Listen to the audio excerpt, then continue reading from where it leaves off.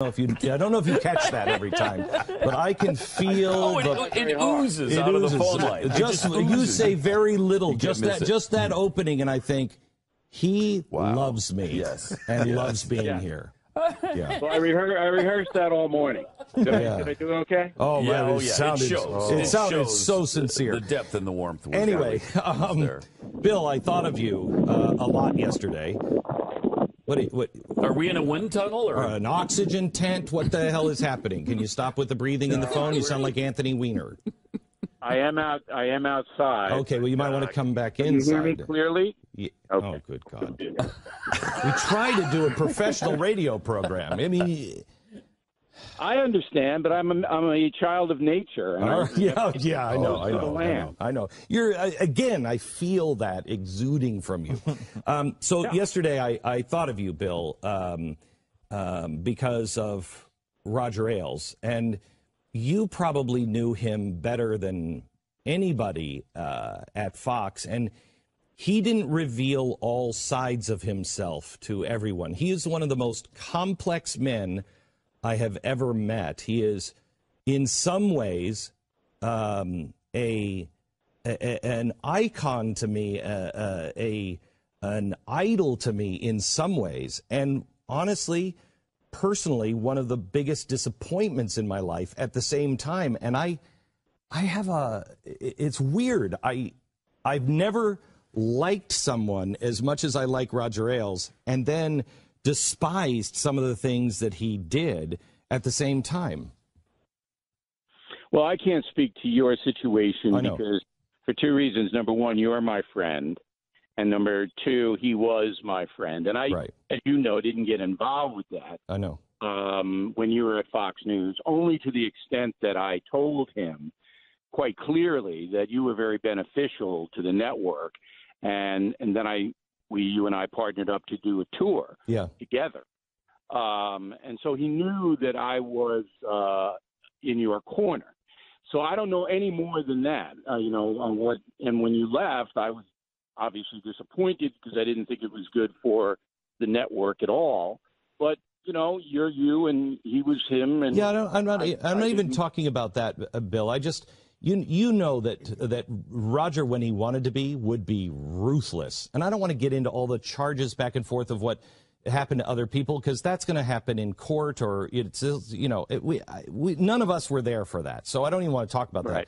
I mean, if Roger wanted to protect you or somebody else, you knew he would be loyal. Yeah. But there was also this side of him that, when he wanted his way, he could be the most ruthless man ever.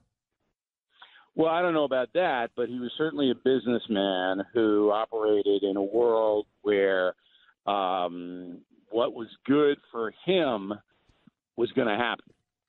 And so if you were going up against what was good for him, then there would be a conflict. And I understand that. I had to deal with that too. I know. That thing about Ailes. But you and I both know, and this is important, and I want people to read the USA Today op-ed that I wrote about him. You and I both know that what television and radio is all about. It's about one thing, money. And if you get in the way of money, you're going to get hammered and you're going to die. If you can make them money, you'll prosper. Yeah. That's what it's all about. So Ailes, that was his basic business plan. I'm going to be successful. I'm going to crush the opposition, not just beat them. I'm going to crush them, okay? Because there were very, very strong psychological reasons why he hated the establishment. Mm-hmm. He felt that they were arrogant and they never were fair to him, and there was all of that. But the one thing that separated him, and everybody should know this, even if they don't have any emotion invested in Fox News or Roger Ailes, is that if you got into trouble and he thought you were a loyal person, he would do anything to help you. And that is very different from most of the executives that work in radio. Very true. Bill, what was it like at the beginning of Fox News. When you were there, I mean, you were one of the first hires, and he came to you, and you said in your USA Today article today, your op-ed piece on him, you know, do you want to see a treatment of what I want to do? And he said, no, just tell the truth, take no prisoners, don't make any, you know, no sacred cows, and don't screw it up. Yeah.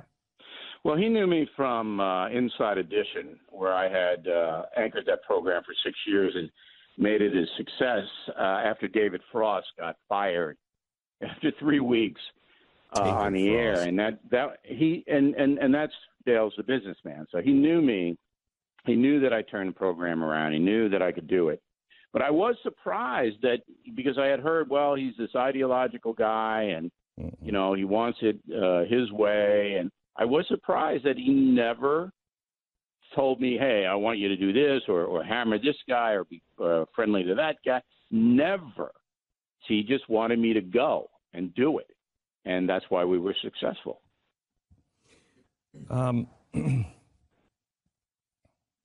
Roger Ailes is gone.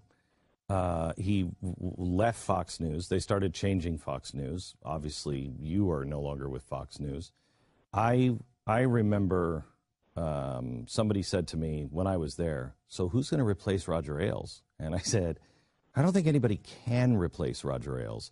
But they certainly weren't really grooming anybody. Bill Shine was probably the closest that could begin to think like Roger. But he never, in his mind, I think, left the roots that he had in Ohio.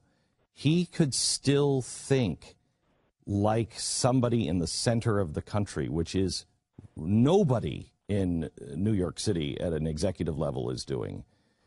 We've seen this week.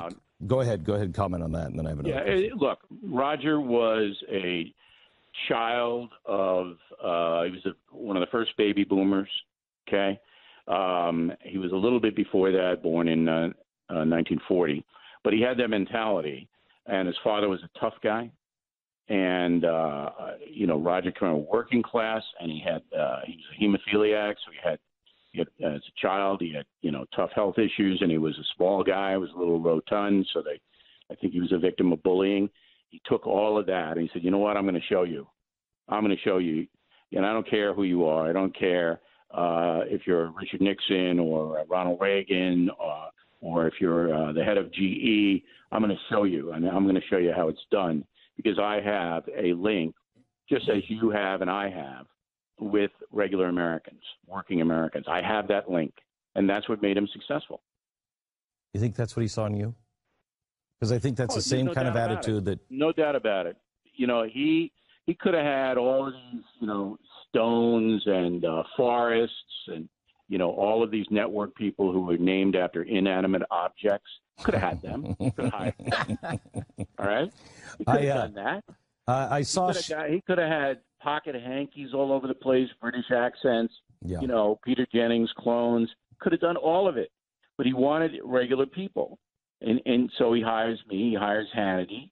He hires, you know, a bunch of tough Irish guys who he knew would be brawlers. He hired you. And he put together a staff that he knew blue-collar people would identify with. It's not, you know, he was a genius, but what he did wasn't genius. It was just out of the mainstream.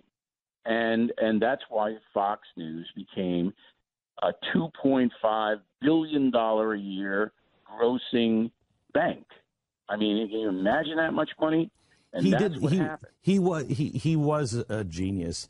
And what he did, I think, was genius. It was just it was just actually in the mainstream, but not the mainstream of media.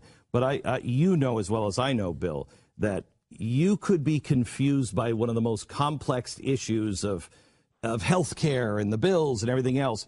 You'd see Roger Ailes for 2 minutes, and he'd boil it down off the top of his head in 2 lines, and you'd go, that's frickin' genius. It's brilliant. He could just that came from boil his it down. Political background.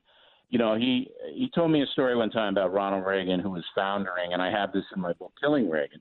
I have this exact story in the book. And Reagan was lost when he was running as Mondale the second time around. And he got hammered the first debate.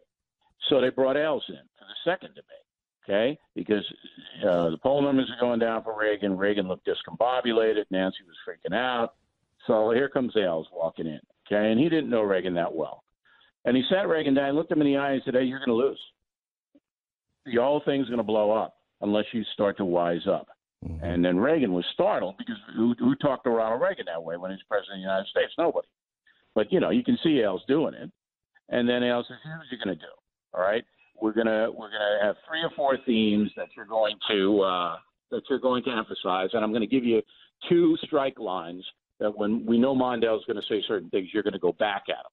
And one of them was, I won't hold my opponent's age and inexperience against him. You remember that? Yeah. So Ailes was a political guy, a political consultant, and he basically brought that over to TV. And he didn't want pinheads. You know, he didn't want pinheads on the air, you know, with, I think we have to go back and look at the Taft-Hartley amendment. And, you know, that gets you fired faster than anything. So, you know, his formula worked. It works to this day. They're still doing Roger Ailes on Fox News. The personnel has changed, so they're having a hard time.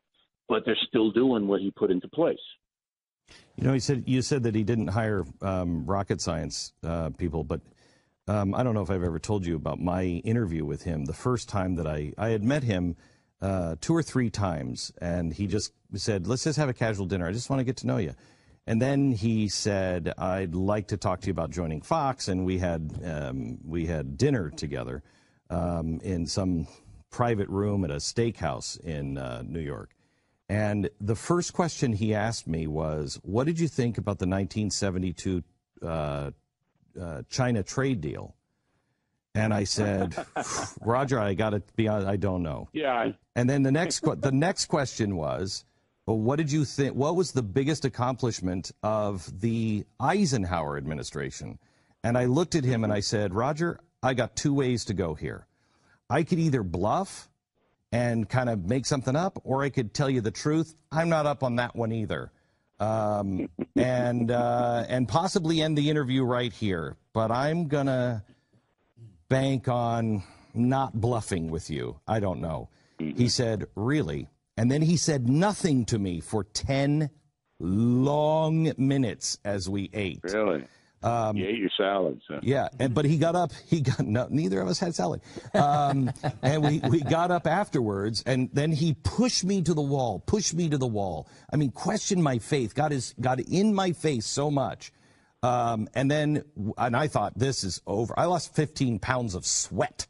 And I thought, this is over. I'm never going to work at Fox. He stood up at the end and he said, it is great to meet a man who actually knows what he knows, isn't afraid to say it, and isn't afraid to say what he doesn't know. Good for you. And that was the end of the interview. It was a nightmare, a nightmare. He was wicked smart and knew exactly what he was looking for. Yeah, and he carried that over, and that bluntness got him in trouble, as I wrote in the op-ed.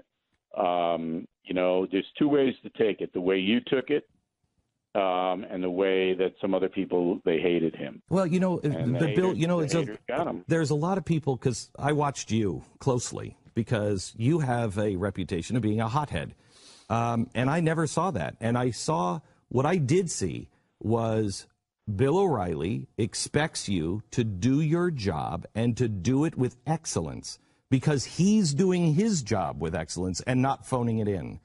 And if he's not going to screw it up, you don't screw it up. So the only time I ever saw anyone have a problem with you was when they were bluffing. And it was the same with Roger Ailes. It's the same with me. Don't bluff. We can all work together. Just do it. If you're going to run a successful enterprise in an ultra hyper competitive situation, you have to demand excellence. You have to. It's like the military. I mean, if you're going to be one of the elite troops, I mean, you can't allow people to, you know, slough off or give you 75% effort. So, you know, but a lot of people don't like that. Mm-hmm. And a lot of people don't want to be challenged. And a lot of people don't want to be criticized. So therefore, Ailes made enemies after enemies after enemies, plus his conservative ideology alienated the press right off the jump, and they were out to get him. I mean, if you look at the clip file from the time Fox News started in 1996 to this very day, I know the negative Fox News articles run 100 to 1. All right, Bill O'Reilly, Bill O'Reilly at billo'reilly.com. We're going to continue our conversation. I want to ask him when we come back if, MSNBC is beating Fox News for a week after Bill O'Reilly leaves. Does Fox News survive without Roger Ailes, without Bill O'Reilly and others in a possibly new direction? We'll get that. Also, I want to talk about Trump, the week he's had, Comey, and everything else as he joins us every Friday. And you can hear him every day on his podcast at billo'reilly.com. The Glenn Beck Program. Bill, I've got about 2 minutes here, and I want to switch gears going to Trump. But one last question on Fox. Something stunning has happened that has never happened before. You leave cable news, and Rachel Maddow is now the #1 person on cable news. And MSNBC won cable news for the week. What does that say about what's happening there? I know you watch the ratings. Is this beginnings of Fox actually having to really work hard to hold its place? They have a problem. Fox News has a problem. There's no doubt about it. Whenever you lose key personnel in any industry, competitive industry, sports, media, you better have a plan. And it doesn't look like FNC has a plan. The Trump haters are going over to MSNBC, and there's a lot of them, a lot of Trump haters. So they're being bolstered by the problems the president is having. But on the Fox News side, they made their decisions. They didn't have to make those decisions. And they really didn't have a plan. When you take a guy like me out of the lineup and I'm doing 5-6 million viewers a night, you better have a plan to replace that. Yeah, well, Tucker Carlson is very talented. He's very good. But I don't see a plan. Okay, Roger, we're going to come back, and now we're going to talk about the week of Donald Trump, the mistakes that were made. What did the press miss? How about the new special prosecutor, James Comey, and Anthony Weiner is back in the news. Bill O'Reilly returns next. The Glenn Beck Program. Mercury.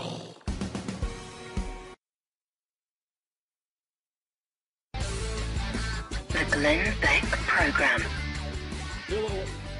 Bill O'Reilly joins us now for a look at the week in review. Bill, Donald Trump had a pretty hair-raising week. I think that's true. And if you want to break it down, we can do that in about a minute. The first thing that put him back was a allegation that he gave classified information to two Russians when he met with them, the Russian ambassador and the foreign minister. That story's bogus, and it's gone away pretty much now, but the anti-Trump media ran with it heavily, okay? But look, Trump in conversation was trying to convince the Russians to help him with ISIS more. So he said, look, they want to bomb everybody's airlines. You've already lost one airline over the Sinai. Here's what they're doing. Our intel says they're close to doing it. That's not giving away national security. And he has a perfect right to try to convince the Russian. These are the two top guys. So it's like talking to Putin. That was a bogus story. It went away fast. I will tell you that, Israel couldn't be more happy that Trump is in office. And they said it was us, and the official word is we're good, and et cetera, et cetera. But some of their generals did come out, and they were pushing for we can't trust America with anything. Yeah, all right. So, I mean, it was a big deal, but it wasn't an impeachable offense, which the media was trying to make it into. I'm looking at it from does it hurt the American people? And it does not. Okay. The second one, much more serious. So he fires Comey. I don't think Trump, by the way, because he's such a wealthy man and in his life never really had to deal with blowback, understands that when you take a controversial action, people are going to come after you. Mm-hmm. So what happened was he fires Comey. Comey's friends in the FBI said, okay, now it's our turn. So they leak out notes that the former FBI director took on a one-on-one meeting with the president. And the notes say that Trump wanted Comey to lighten up on the National Security Advisor, Flynn, who was fired as well. Okay, big story. Got to get to the bottom of that story. But here's the deal. As soon as I heard that, I went, didn't Comey testify under oath that there was no interference in the Russian investigation in front of Congress? Yes, he did. Hang on. Didn't the second in command testify that there was no, McCabe, that there was no interference in Russian? Yes, he did. Okay? So now you got Comey and McCabe both saying under oath, hey, there's no interference. All right, so then. Wait. Can I just point out something? I just want to point something out here. He answered a very specific question about was there interference from the Justice Department. He did not talk about White House interference. He answered a very specific question. Was there interference from this person, or this person? And that's the answer. No, there was no interference there. Okay. But on McCabe, it was much broader. And all I'm saying to you is this. If President Trump did put the arm on James Comey in a private meeting to somehow go easy on the Russian investigation in total, that should have been reported, and it was not. Right. Okay? Yes. That's all. So then you basically say, all right, we have a mess. It's a mess. And, of course, the anti-Trump media is impeach him, hang him, set him on fire, all of that. So I'm sitting there going, okay, why don't we just have level-headed? Now, I did call for on billo'reilly.com in the podcast, as you were nice enough to mention, I did call for a special investigator to be appointed, because then Trump could say, okay, I'm going to cede my mistake. Let's get somebody in here. And Mueller's a good choice, with one exception, and this was pointed out in the Wall Street Journal today. Mueller is a friend of Comey's. So there's no doubt that the leak came from the FBI, and that's why Comey got fired in the first place, because Trump felt that the FBI was leaking all kinds of stuff out. Now, I think that's going to be borne out to be true, my opinion. So now, you're one of the only people, by the way, talking to Bill O'Reilly from billo'reilly.com, who knew he had a podcast or a book, but he's just written a book called Old School. 2 books? What's the other book? Killing the Rising Sun and Old School Life. Get them for Dad. Whatever. Yeah, get them for Dad. They've got to sell. They're backing up in Bill's garage. He's got to get them moved out. He's got to. I know. I don't have to go. Got to pull his family van in there anyway. BillO'Reilly.com. So, Bill, this is interesting because a lot of people knee-jerk reaction is special prosecutor. We don't need a special prosecutor. I think this is actually good because I really don't believe. I don't believe that Donald Trump is involved in some scheme with Vladimir Putin.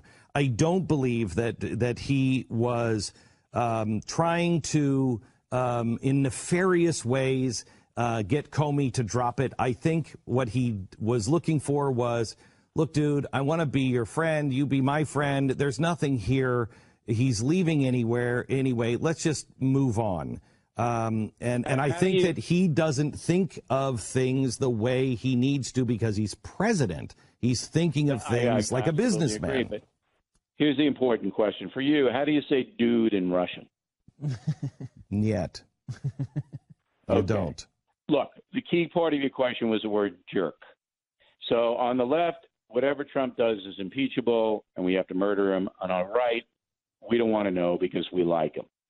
So the special counsel, whatever you want to call Mueller, right, is necessary to stop the madness, which it has. Stop the madness. We have a country to run here. If we need a 4th investigator, FBI 1, Senate 2, House 3, if we need a 4th, fine. Now, it isn't Trump's style, and I can tell you this because I know him very well, to make backroom deals that don't benefit Trump to the tune of billions of dollars. I mean, he doesn't do that. He did want to have a good relationship with Putin. Yes. Did he sell out? Did he do anything untoward? We'll find out. We'll find out. But right now on the record, there isn't anything. So, but you do believe that these investigations are important and can clear this up. Yes. So absolutely. Do I. You gotta so there's that. a lot of people, Bill, though, that are on the right who just don't want to hear it, and they think that this is that was Nixon too. When Nixon left office, 33% of Americans didn't want him to, according to the exit poll, when he got on the helicopter and waved goodbye. So he's always going to have that part of stuff. So let me ask you this. So the other part of this, one, we have to have an independent investigation. Let's just get it done. The second part of this is, I mean, I leave out the press because I don't think the press is curable at all. But the president has got to learn that this is not a business deal. You're the president of the United States. Absolutely. Will he learn that? That is the most astute question that you've asked in this hour. The big mistake that Trump made, and he can't make it again, was having a private meeting with James Comey. If you're president of the United States, you don't have a private meeting with anybody. Didn't the Lewinsky thing, get through? Right. You don't meet privately with anybody, ever. You always have somebody there. I mean, Andy Card was Velcroed to Bush the Younger's thigh.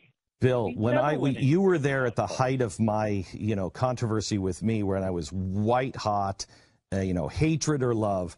And even I, at that point, would never have meetings with people. I'd never have dinners with people by myself, ever. And that's me. I just knew I was a target. Absolutely. The president has got to learn this. I always left my door open in when anybody would come into my office. You can't. And the fact that Comey, Trump doesn't even trust him, and you meet with him alone, you can't do that. If you're an advisor and you're talking to Donald Trump, what is the advice you give to him to make this stop? Well, he's already done it.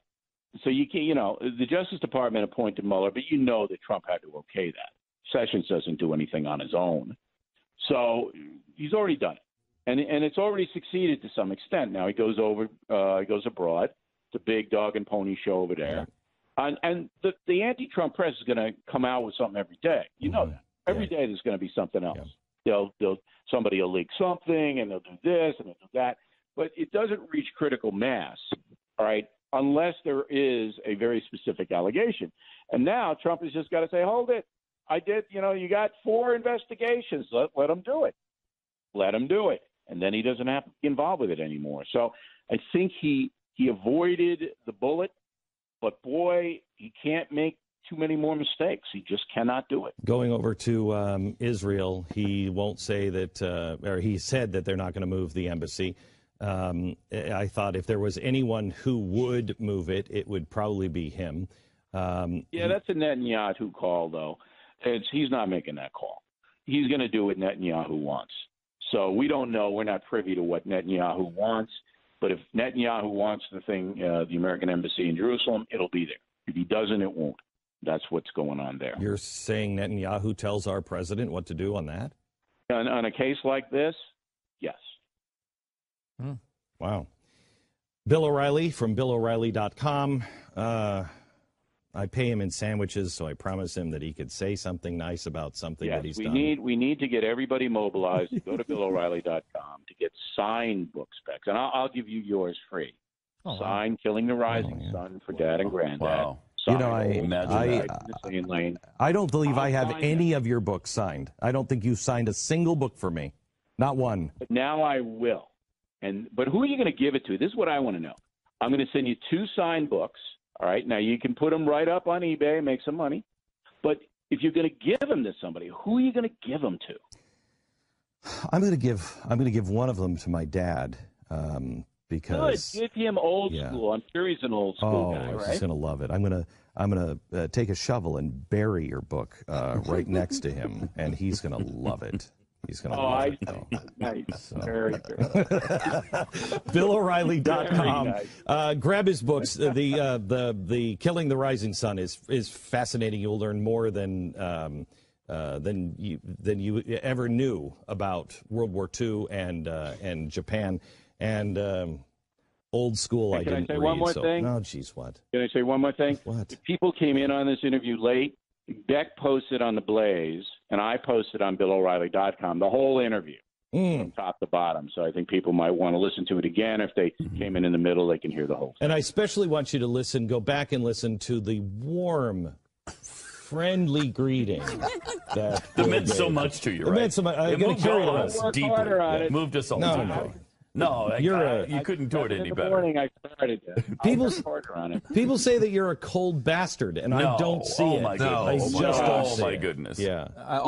Would it help, Beck, if I called you dude? Would that help? I think so. No, it really wouldn't. No, it really wouldn't.